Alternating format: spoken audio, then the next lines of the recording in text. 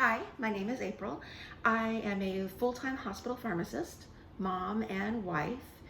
I'm very busy most of the time. I have a hobby of homesteading. I consider myself a pretty good homesteader. I like to do things from scratch, garden, cook, bake, sew, and I actually enjoy cleaning, except for the dishes, and I don't like putting laundry away. But long story short, I do a lot of different projects, from anywhere in the kitchen to the garden to sewing. And I've had quite a few friends ask for lessons, so I thought I would set up some videos to help us learn how to do just basic homesteading type things and budgeting type things. Because let's be honest, a lot of the homesteading stuff is also cheaper because you're doing it yourself and you're back to the basics almost. So because I'm busy, I don't have time to do a lot of detailed homesteading projects. If I want to make laundry soap, I need to do something that's quick and easy. My brother is fantastic and he'll save soap bars and shred his soap and make laundry soap that way.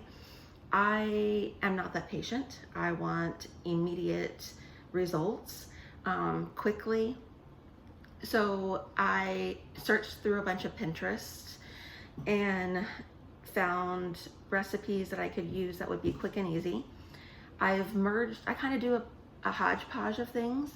So I look at things that I like and then I kind of merge them together and do what works for me, which I would encourage you all to do also. I do it with recipes for cooking, recipes for cleaning.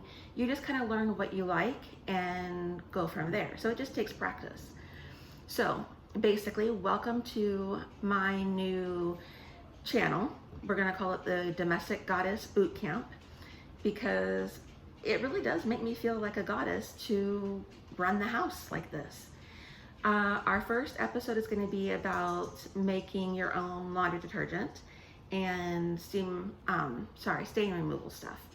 So first, the laundry detergent, because I'm actually doing laundry right now and I use the last of it. We know that laundry detergent is mostly water. I have an old container that I use. This recipe is for a gallon. This is slightly less than a gallon. If you don't have a bottle that you can use, you can save a gallon milk jug, clean it out really well, use that. It's up to you. You can make less than a gallon. I use 2 capfuls per laundry load. So a bigger jug is better for our family. To make this, I usually use warm water, so I have the sink running and warming up the water. It doesn't have to be warm or hot. I just feel like it dissolves the granules better. I use 3 tablespoons of borax. This box costs under $5, and because I'm a nerd, I did the math, and 4 pounds of powder gets me 42 of these. All right, so 3 tablespoons of borax, 3 tablespoons of washing powder. Also, this is under $5. It's like $4.12 at my Walmart. I'm at the bottom of my box, so we're kind of scraping the end there.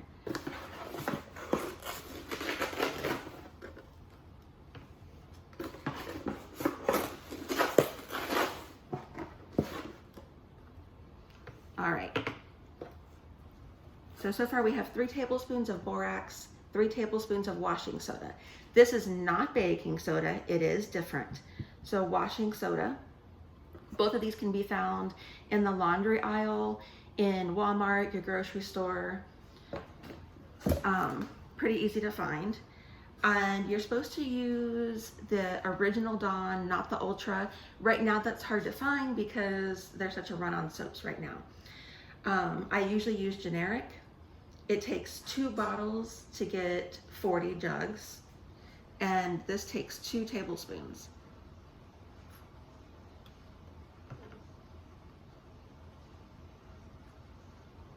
If you're using the Ultra like I am right now, I just try to be a little sparing with it. I don't use a full 2 tablespoons because it does suds up a little bit better, or a little bit more, I should say.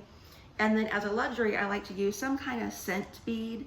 I don't like a heavy perfume detergent because I'm just not a perfume person. It gives me a headache. But I do like a little touch of something. If you don't put this in there, then you basically have your regular unscented laundry detergent. And I just use a tiny amount, that's it. So this will last me,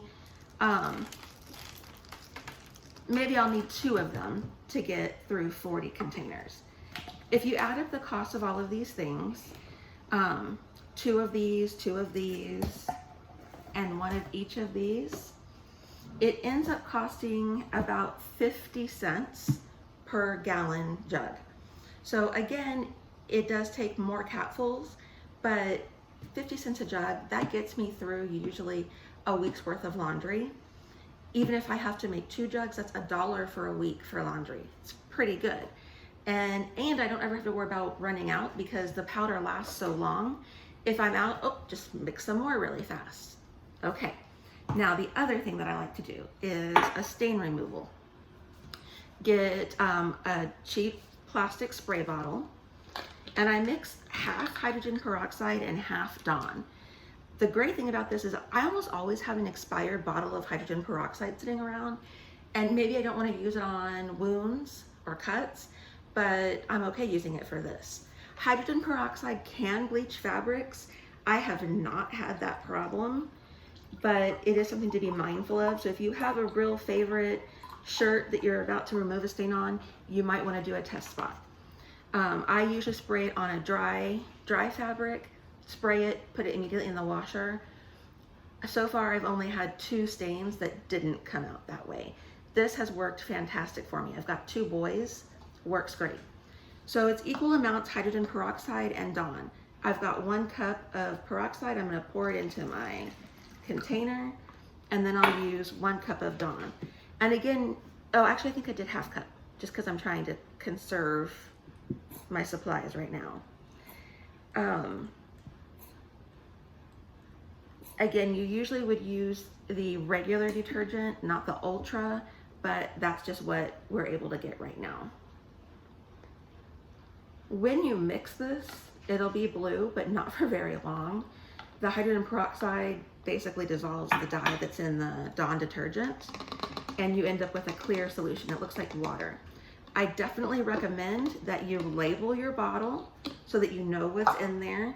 You don't want anyone spraying, I don't know, like a cat. I know some people spray their cats to train them. You don't want to spray it and there's peroxide and Dawn in here. And it will look like water. So shake it up, and then you just spray your stains with it. I do suggest that you try to not inhale it while you're spraying. It will make you cough. I'm assuming it's the hydrogen peroxide. Just don't go crazy when you're coughing. It doesn't really have an odor, it's just kind of irritating. So that's it for today. We will be doing some episodes on baking and cooking and sewing and just basic homesteading needs and wants. If you have ideas on things that you want to see, let me know. And I hope that you learn a lot with us, with me, and that you enjoy it. Thank you for watching.